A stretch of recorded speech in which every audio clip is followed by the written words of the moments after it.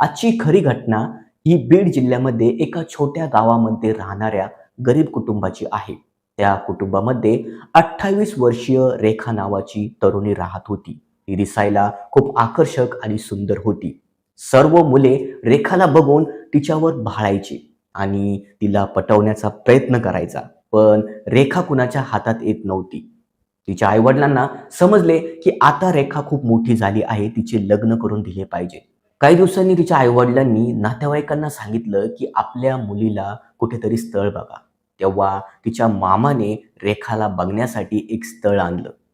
रेखाला बघण्यासाठी आलेल्या मुलाचे नाव होते सुरेश. हा दिसायला काळा सावळा आणि थोडा भावुक स्वभावाचा होता. रेखाला बघताच तो तिच्या प्रेमात पडला आणि त्याने ठरवले की लग्न करणार तर मी रेखाशीच. आणि रेखाला पण तो सुरेश आवडला होता. काही दिवसांनी रेखाचे लग्न झाले. आई-वडील गरीब असताना रेखाचे साध्या आणि सोप्या पद्धतीत लग्न लावण्यात आले. लग्न झाल्यानंतर रेखा आणि सुरेश यांनी देवदेव केले आणि नंतर जवानीची मजा घेतली. सुरेश हा दररोज टिफिन घेऊन कामाला जायचा आणि रेखा ही घरी एकटीच राहायची. सुरेशचे आईवडील वारले होते, म्हणून रेखाला सासू-सासऱ्यांचा सासुरवास नव्हता. ती घरी एकटीच राहायची आणि घरातील काम करून ती टीव्ही बघून आपले मनोरंजन करायची. काही काळानंतर रेखाने एका गोंडस बाळाला जन्म दिला आणि रेखा त्या बाळाचे संगोपन करण्यात व्यस्त झाली. मात्र तिचा पती हा दररोज कामाला जायचा. पण बाळाची आणि रेखाची आठवण येत असल्यामुळे त्याला कामात मन लागत नव्हते. तो फोन करून रेखा आणि बाळाची खुशाली विचारत होता. काही वर्षाचा काळ असाच ओलांडून गेला. रेखा ही चांगल्या प्रकारे संसार करत होती. पती कामाला जायचा आणि तिचे मूल हे मोठे झाले होते. एक दिवस रेखा आपल्या पतीला म्हणाली, "अहो, आपला मुलगा शाळेत जातो आणि मी घरी एकटीच राहते. त्यामुळे मला घरी करमत नाही. कोणीही माझ्यासोबत बोलत नाही. तुमचे आई-वडील असते तर त्यांचे मनोरंजन मला झाले असते. पण ते पण नाही." पती सुरेशने रेखाचे बोलणे ऐकून घेतले आणि तिचे बोलणे त्याला पटले. मुलगा कामाला जात होता आणि रेखा ही घरी एकटीच राहायची. त्यामुळे पती सुरेशने तिला बाहेर काम बघितले. आता रेखा ही बाहेर कामाला जात होती. कामात तिचे मन रमत होते आणि ती आनंदित राहत होती. काही काळानंतर कंपनीत काम करत असताना रेखाची ओळख राहुल नावाच्या तरुणाशी झाली. राहुल हा लफडेबाज मुलगा होता. त्याला जास्त बाईचा नाद होता. राहुलने रेखाला बघताच तिच्या प्रेमात पडला. रेखा सुंदर असल्यामुळे राहुल हाच विचार करायचा की हिला कसे भोगायचे. तेव्हा त्याने प्लॅन केला रेखाला पटवण्याचा. राहुल तिला पटवण्यासाठी तिच्यासोबत चांगला स्वभाव ठेवू लागला. तिला थोडी पैशाची मदत करू लागला आणि चांगला माणूस म्हणून तिच्यासोबत राहू लागला. कंपनीतून सुटताना राहुल रेखाला तिच्या घरी सोडवायला जायचा.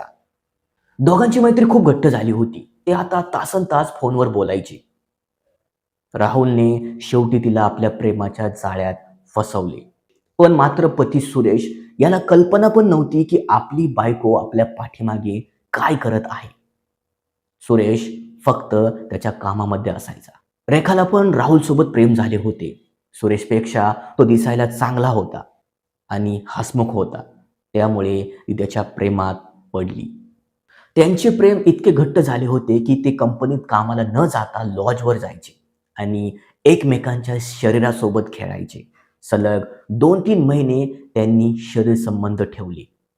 पती सुरेशला आजूबाजूच्या लोकांकडून कळालं होतं की रेखाला घरी सोडण्यासाठी राहुल नावाचा तरुण येत आहे.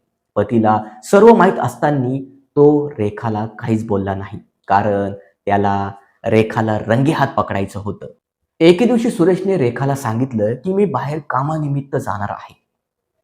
पतीचे असे बोलणे ऐकून रेखा मनोमनी आनंद झाली, पण तो आनंद तिने पतीसमोर व्यक्त केला नाही. जेव्हा सुरेश सकाळी गावी जाण्यासाठी घरातून बाहेर निघाला, तेव्हा रेखाने आपल्या प्रियकराला म्हणजेच राहुलला फोन केला आणि त्याला घरी बोलवले.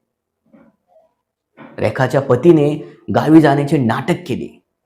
त्याला माहीत होते की आपल्या घरामध्ये काहीतरी शिजणार आहे. रेखाने राहुलला घरामध्ये घेतले आणि आतून घराची कडी लावली. रेखाचा पती हा घराबाहेरून लपून बघत होता. अचानक अर्ध्या तासांनी रेखाचा दरवाजा कोणीतरी ठोठावला. रेखा घाबरली. रेखाला वाटले की यावेळी कोण येणार असेल. रेखाने आपल्या प्रियकराला बाथरूममध्ये लपून ठेवले आणि दरवाजा उघडला. दरवाजा उघडताच ती हैराण झाली, कारण तिचा पती तिच्या समोर उभा होता. पती सुरेश घरामध्ये आला आणि रेखाच्या तोंडात एक चापट मारली आणि तिला म्हणाला, "कुठे आहे तुझा प्रियकर? मला सांग. मी त्याला सोडणार नाही." सुरेशला कळाले की रेखाचा प्रियकर हा बाथरूममध्ये लपलेला आहे. तेव्हा सुरेश बाथरूममध्ये गेला आणि राहुलला पकडले. राहुल आणि सुरेशमध्ये खूप हातापाई झाली. पण राहुल सुरेशच्या तावडीतून निसटून गेला. मात्र रेखा ही सुरेशसमोर उभी होती. ती त्याला म्हणायची, "माझे आणि राहुलमध्ये असे काहीच नाही." पण सुरेशचा राग एवढा अनावर होता की त्याने रेखाला बेडवर ढकललं आणि तिचा गळ्यात दाबण्यास सुरुवात केली. त्याचा राग एवढा होता की रेखाचा मृत्यू कधी झाला हे त्याला कळलं नाही. जेव्हा सुरेशला वाटलं की रेखाचा मृत्यू झाला आहे, तेव्हा सुरेशने घरातून पळ काढला. काही वेळानंतर रेखाचा मुलगा हा शाळेतून घरी आला. त्याने आपल्या आईला अशा अवस्थेत बघितलं आणि तो जोरजोरात रडायला लागला. त्याचे रडणे बघून आसपासचे लोक जमा झाले. त्या लोकांमधून एकाने रेखाला जेव्हा तपासले, तेव्हा त्याला खात्री पडली की रेखाचा मृत्यू झाला आहे. त्या व्यक्तीने तात्काळ पोलिसांना फोन केला आणि घटनास्थळी बोलवले. घटनास्थळी पोलीस आले आणि तपासणी सुरू झाली. पोलिसांनी तात्काळ रेखाची बॉडी ही पोस्टमॉर्टमसाठी रुग्णालयात पाठवली. जेव्हा पोलिसांनी तपासणी सुरू केली, तेव्हा घटनास्थळी त्यांना रेखाचा फोन तेथेच बेडवर भेटला. पोलिसांनी रेखाचे कॉल रेकॉर्ड काढले. त्यांच्या अशा लक्षात आलं की ती एकाच नंबरवर सतत बोलत होती आणि तो नंबर होता राहुलचा. राहुलला पोलिसांनी अटक केली आणि त्याची चौकशी सुरू करण्यात आली.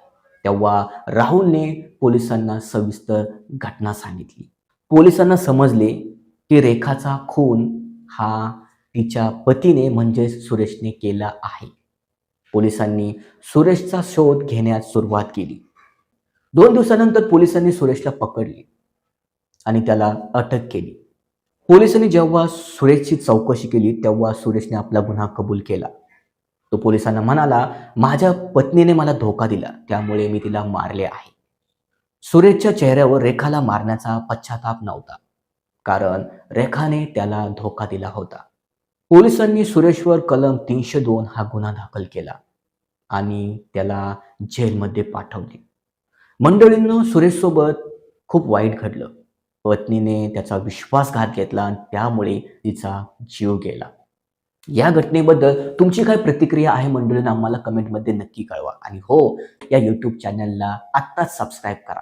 तर चला मंडळी, पुढच्या व्हिडिओमध्ये भेटू. तोपर्यंत जय महाराष्ट्र.